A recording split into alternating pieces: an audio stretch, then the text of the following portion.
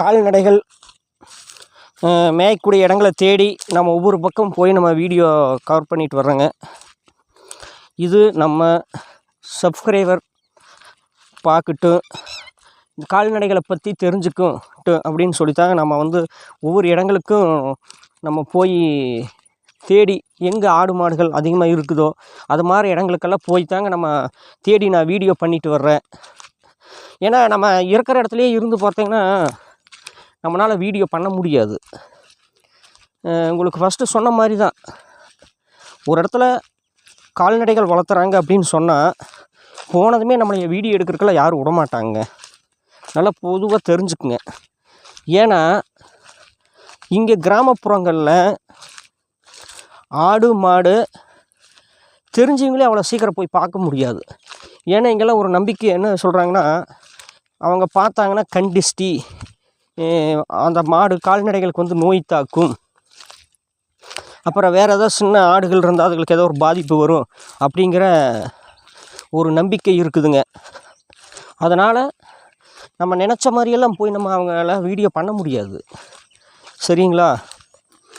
அதனால் ஒவ்வொரு வீடியோவும் நான் அந்த கால்நடைகளை பற்றி நான் எடுக்கக்கூடிய வீடியோவெல்லாம் பார்த்திங்கன்னா அவங்ககிட்ட நான் பர்மிஷன் கேட்பேன். சில பேர் சரி எடுத்துக்கிட்டு அப்படின்னு நினைப்பாங்க. சில பேர் அதெல்லாம் வேணாம்ப்பா, அதெல்லாம் எதுக்கு, ஐயோ அதெல்லாம் ஆகாது அப்படிம்பாங்க. இப்போ நம்ம கிராமப்புறங்களில் மாடுகள்லாம் பாருங்கள் விற்பனைக்கு வரும். அப்போ அந்த மாடு கன்று போடுறதுக்கு முன்னாடி சென மாடாக இருந்தால் உடனே அது விற்றுருவாங்க. கன்று போட்டதுக்கப்புறம் அவ்வளோ சீக்கிரம் அந்த மாடை நம்ம விலைக்கு வாங்கவும் மாட்டாங்க, விற்கவும் மாட்டாங்க. ஏன்னா கண்டிஸ்டி அப்படிங்கிற ஒரு பழக்க வழக்கங்கள் இன்னும் கிராமப்புறங்களில் நடைமுறையில் இருக்குது நண்பர்களே. அதனால் ஒரு வீடியோ நான் எடுக்கிறதுக்கு சிரமப்பட்டு தான் எடுக்கிறேனே தவிர நான் போன உடனே எனக்கு அந்த வீடியோ என்னால் பண்ண முடியாது. அதனால் சில நிறை குறைகள் இருக்கும். அதனால் நீங்கள் அதையெல்லாம் பொறுத்துக்குங்க. பிடிச்சிருந்தா லைக் பண்ணுங்கள், ஷேர் பண்ணுங்கள். பாருங்கள், இது மாதிரி இடங்களெல்லாம் தான் நம்ம உள்ளே வந்து இது மாதிரி செடி இதுக்குள்ளெல்லாம் வர்றோம், வந்து தான் நான் வீடியோலாம் எடுக்கிறேன். ஏன்னா அவ்வளோ கஷ்டப்படுறேன். ஏன்னா என்னோடய கஷ்டங்கள் வந்து உங்களுக்கு தெரியணும் அப்படிங்கிறக்கோசரமாகத்தான் இந்த வீடியோவெல்லாம் நான் பண்ணுறேன். இப்போ பாருங்கள், இது ஒரு வாய்க்கால், சரிங்களா? இந்த வாய்க்கால் எல்லாமே நம்ம தாண்டணும், சரிங்களா? இப்போ வந்து தண்ணி கம்மியாக போகுது, அதனால் இது ஒன்றும் பிரச்சனை இல்லை. தண்ணி அதிகமாக வர்றப்பெல்லாம் நம்ம இது பண்ணுவோம். நான் ஏன் உங்களுக்காக இந்த இதை சொல்கிறேன்னா, நம்ம சேனல் நடத்துகிறோம், இப்போ ஃபேஸ்புக்கில் போடுறோம், யூடியூப்பில் போடுறோம். சும்மா பார்த்துட்டு அது முழுசாக பார்க்குறதுக்கு முன்னாடி தள்ளி விட்டுட்டு போயிட்டே இருப்பாங்க. யார் வீடியோவாக இருந்தாலும் சரி பிடிச்சிருந்தா தானே பார்ப்பாங்க. அது மாதிரி நம்ம வீடியோ எந்த அளவுக்கு யாருக்கு பிடிக்கும் பிடிக்காது அப்படிங்கிறதெல்லாம் நம்மளுக்கு தெரியாது, சரிங்களா? உங்களுக்கு பிடிச்சிருந்தா எல்லா வீடியோவும் பாருங்கள், லைக் பண்ணுங்கள், குறிப்பாக ஷேர் பண்ணுங்கள், சரிங்களா? இங்கே பாருங்கள், இயற்கை சூழ்நிலையில் வயல்வெளி, சரிங்களா?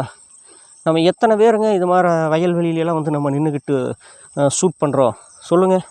எல்லாமே ரிஸ்க்கு தான். நீங்கள் பார்த்தீங்கன்னா பொழுதாடு ஈவினிங் அவங்க மாடுகள் கால்நடைகள் வர்ற டைம் பார்த்து நம்ம போய் வீடியோ பண்ணணும், வெயிட் பண்ணணும், பர்மிஷன் வாங்கணும். எவ்வளோ ரம்மியமாக இருக்குது பாருங்க. ஒரு மரம், சூரியன் அப்படியே மறையிற டைமுங்க, சரியா? தெரியுதுங்களா சூரியன் மறையிறது? இப்போ சூரியன் மறையக்கூடிய டைம். சின்ன வீடியோ பெரிய வீடியோ அப்படின்லாம் இல்லை. நம்ம சேனலுக்கு ஆதரவு கொடுக்குற அனைத்து நண்பர்களுக்கும் மனமார நன்றிகள்.